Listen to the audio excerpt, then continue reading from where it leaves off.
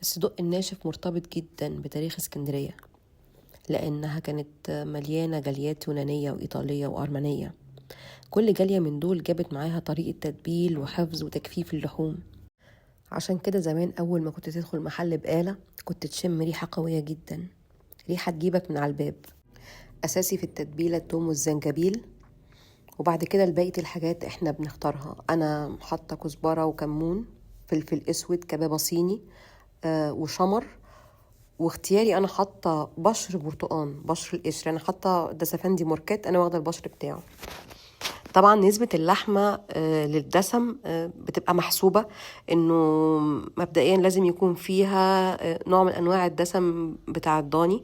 يعني انا حاطة مثلا حتة لحمة ضاني بالسمين بتاعها، وحمصت التوابل بتاعتي على الطاسة على النار، وبعد كده خدتها دقتها يدوي.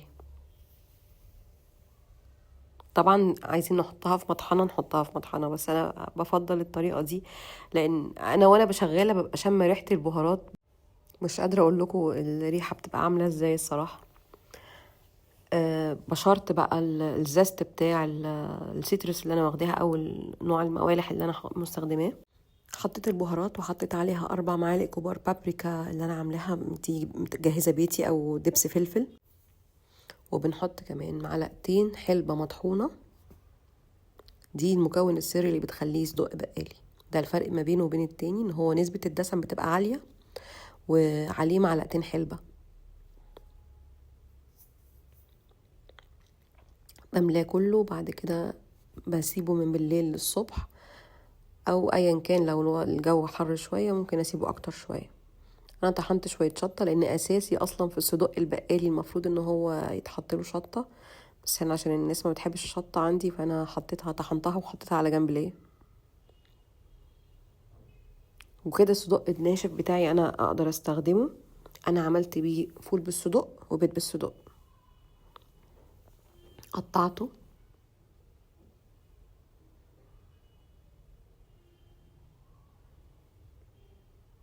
وهو بيتقطع انا حاسه يعني بريحه الطفوله، يعني ريحه بتاعت زمان.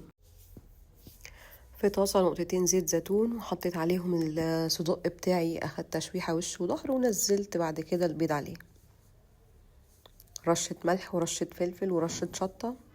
كده البيض بالصدق بقى جاهز. للفول بقى خدت سان دراي توميتو، قطعتها. اللي عايز طماطم عاديه على فكره ممكن يشتغل بطماطم عاديه، وفص توم مدقوق وبشرة زنجبيل. بعد كده نزلت عليهم الصدوق، خدتهم تشويحة، ونزلت عليهم الفلفل الألوان بالطماطم بالسان دراي توميتو. وبعد كده نزلت فول مقشور، ده فول متدمس، أنا بدمسه وبقشره وبعد كده بستخدمه وقت الحاجة يعني. ورشة شطة برضو. بعد كده خدت معلقة طحينة ومعلقة كبيرة خل.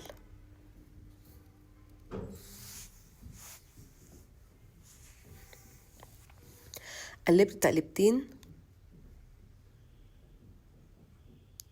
وهرسته. انا بحبه وهو مهروس، لكن لو حد بيحب طعم الفول وهو مصحح يسيبه زي ما هو كده. الصدق بقى دخل في الفول، دخل في السان دراي توميتو، ادى ريحة تانية خالص بقى، يعني دخلنا في ليفل تاني الصراحة من الفطار.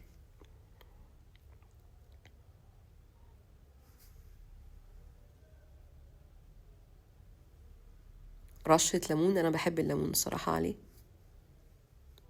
ولقمة عيش بلدي بقى وبالهنا والشفا.